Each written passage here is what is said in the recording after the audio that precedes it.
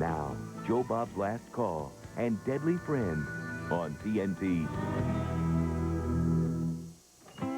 Yes, I'm Joe Bob Briggs, and yes, I'm responsible for bringing you the formulaic bubblegum comedy, Don't Tell Mom, the Babysitter's Dead, featuring the lamest fashion show in recorded history. Those costumes were the worst. I did like it when the ballet kids brought the receptionist's car and it was all TP'd and whipped cream. That was the one laugh in the whole movie. And did you guys notice the credit for the voice of the cartoon babysitter in the opening title sequence of the movie?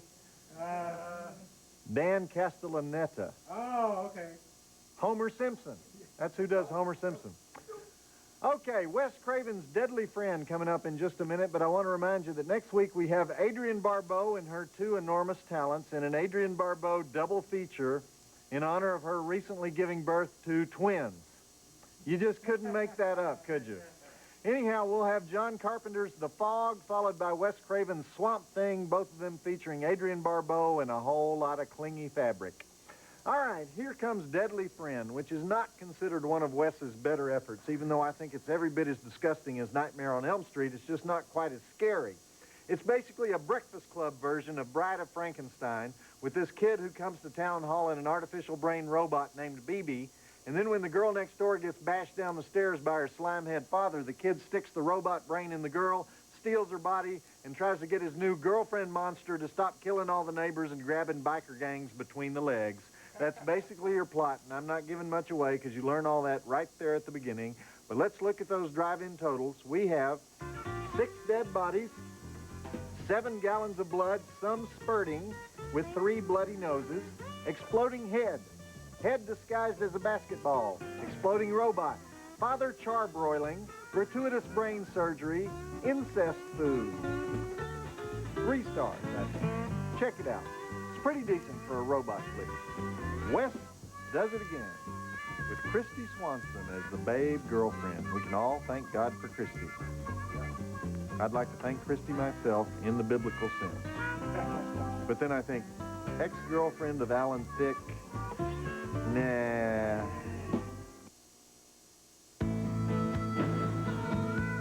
Back to Joe Bob's Last Call and Deadly Friend on TNT. You know what I hate?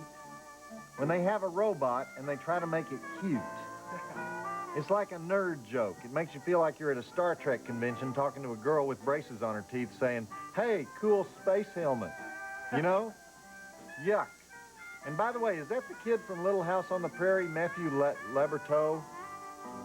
He's the kid they adopted, right? Hated that show.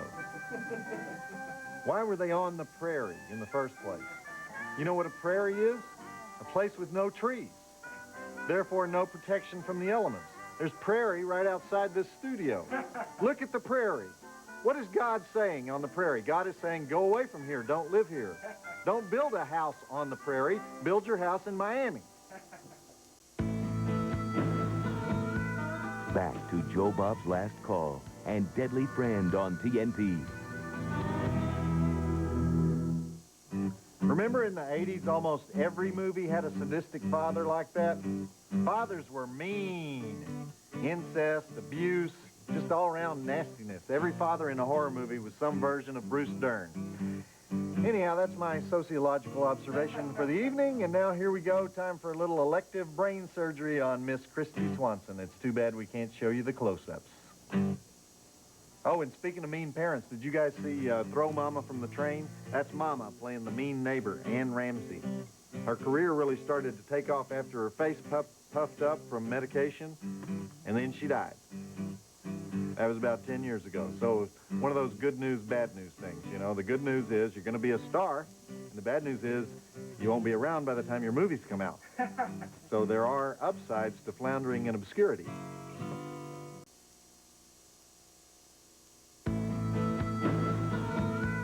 Back to Joe Bob's Last Call and Deadly Friend on TNT.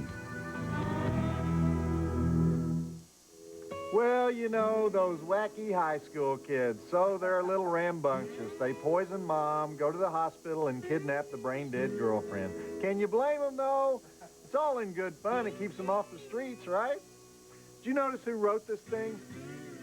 Bruce Joel Rubin, the guy who wrote Ghost and Jacob's Ladder and Deep Impact. Yet another success story who got his start from horror flicks. And then, of course, after they're famous, they deny their horror roots. They don't even put it on their resume. No, I never really wrote slashers. We were experimenting with the form. It was a bit of a lark for me. What they don't know is I'm keeping track of this stuff. I want to be like Kenneth Starr on these people. Aha! You said it. I have it right here on page 1247.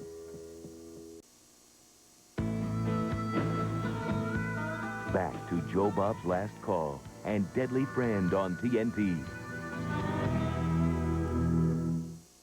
Well, I can't believe it. We didn't get the full effect of that splattered head. Christy Swanson knocks the old bat's head off with that basketball, and she goes twitching around the room like a constipated chicken. But there's only so much you can show on TNT, otherwise members of Congress call up, say we're causing copycat crimes in Florida, you know, like there's all these robotic serial killers out there chopping people's heads off with basketballs. Because in a movie, somebody will try it. That's the theory, anyhow. That's why we couldn't show you that excellent exploding head. I am ashamed and abashed, and I apologize. I made a mistake. That's what all the politicians say when they've royally screwed up, right? It was a mistake.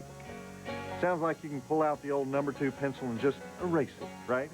I made my S's backwards, and I stole $30 million. Both were mistakes. Back to Joe Bob's Last Call and Deadly Friend on TNT.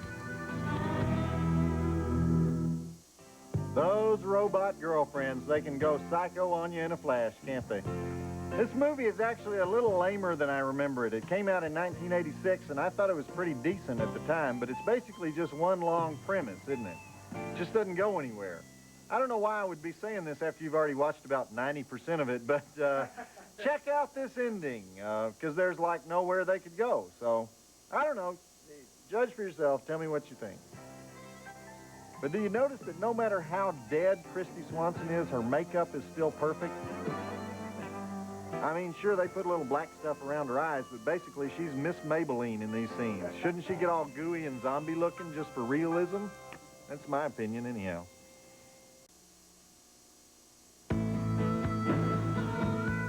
Back to Joe Bob's Last Call and Deadly Friend on TNT. Okie dokie, so much for the old robot girlfriend idea. She's not going to do what you say, even if she is a robot. One of these days, she's going to want a Camaro, and there's nothing you can do about it. Deadly Friend, one of the less successful flicks by the great horror director Wes Craven. Okay, I want to remind you that next week we have back-to-back Adrienne Barbeau in The Fog and Swamp Thing, so don't miss that. Back-to-back and front-to-front, if you know what I mean, and I think you do. And that's it for me, Joe Bob Briggs, reminding you that when dreams turn to dust, vacuum. I thought that was funny.